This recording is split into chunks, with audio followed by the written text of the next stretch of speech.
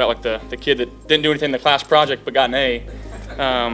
But again, like, I'll do this 10 times out of 10 times, man. Like, just keep going. Their path to winning the AFC East is actually quite clear, having now beaten Kansas City and Dallas in consecutive weeks. The Bills get the Chargers and Patriots, very winnable games.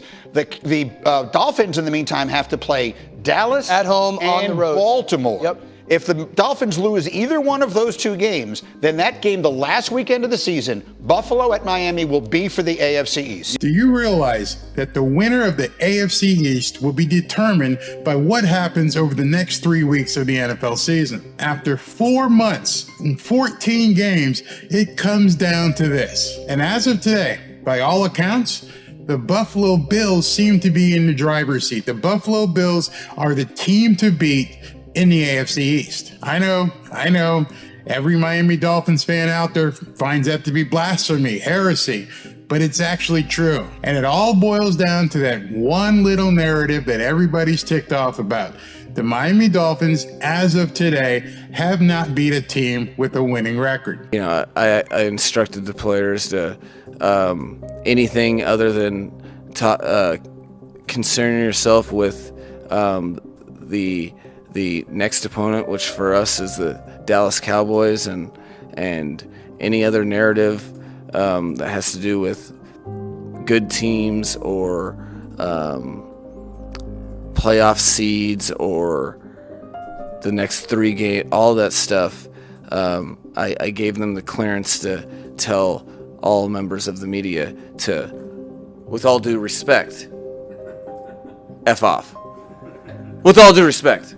I've heard all the excuses. I'm pretty sure you've heard all the excuses. But none of those excuses or other kinds of anecdotes matter or will change the fact that the Miami Dolphins, as of today, have not beat a winning team or any team close to having a winning record. After spending an entire morning watching all shows, listening to all the different pundits out there, nobody really cares that the Miami Dolphins spanked the New York Jets, except for those gloating on Miami Dolphins Twitter and who are mired in gloating. I think Buffalo's the second scariest team in the NFL right now, behind San Francisco. And Week 18 has gotten very interesting. Yep. Because they go on the road to Miami, and that feels like it's going to be for the division. Miami, their next 2 weeks, has to play both Dallas, now they get them at home, and then they go on the road to that Baltimore team. If they lose one of those and Buffalo wins their next 2, Week 18 is going to essentially be for the division. Let's be clear on what the schedules are.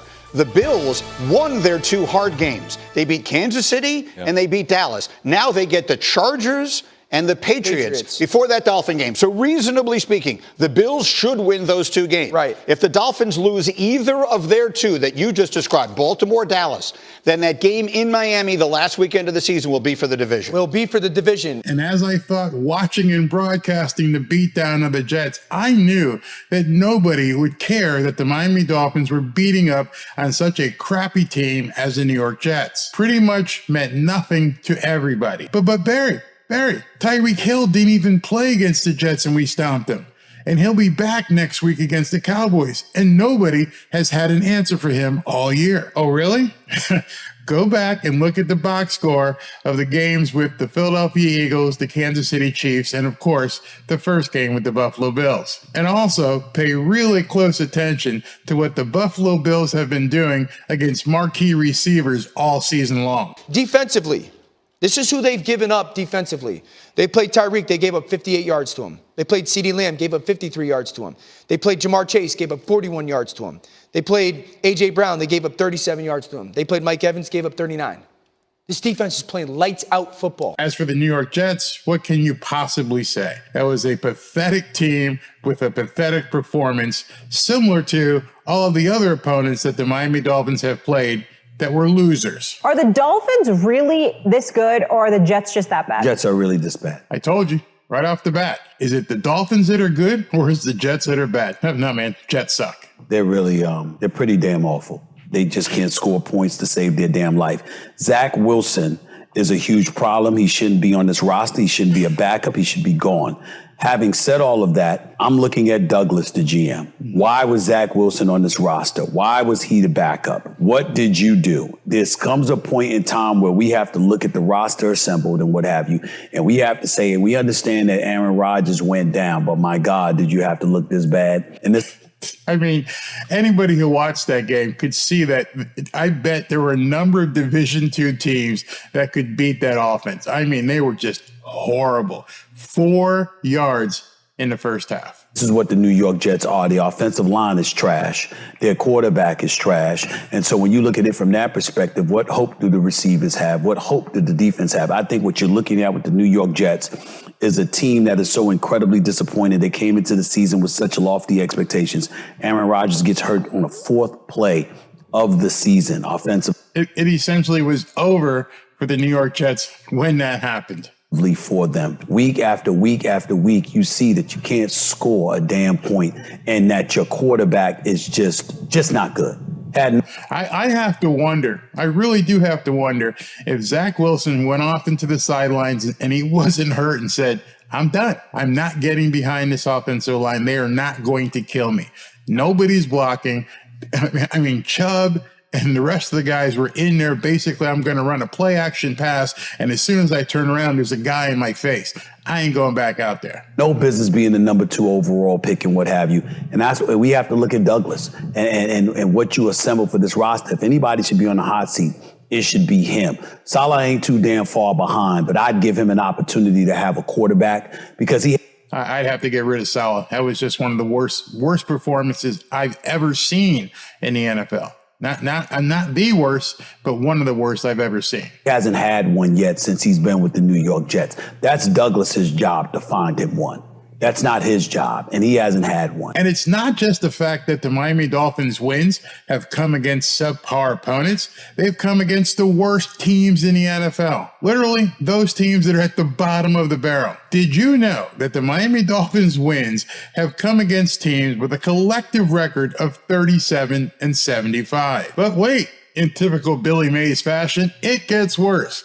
Just how bad have the Dolphins' opponents been? Well, look at it this way. 2 of their wins have come against teams who've already fired their coaches, Carolina and, of course, the Chargers. And it's not a stretch to say that number could easily increase to 5, depending on what happens with Bill Belichick and Ron Rivera of the Washington Commanders. That would mean that 5 of the Miami Dolphins' wins, half of the wins this season, were against teams that were so horrible that they fired their coaches. I want you to think about that for a second. Seriously, just think about that for a second. And if Robert Saleh is added to the mix, you can actually do the math. It gets even worse. I venture to say it pisses you off when I say some of this stuff because no one is giving you these cold hard facts. Everywhere I turned on Twitter, people were gloating about stomping the New York Jets. The friggin' Jets, who basically had an offense that probably couldn't compete with a Division II team, a mediocre Division II college football team. Come on, people.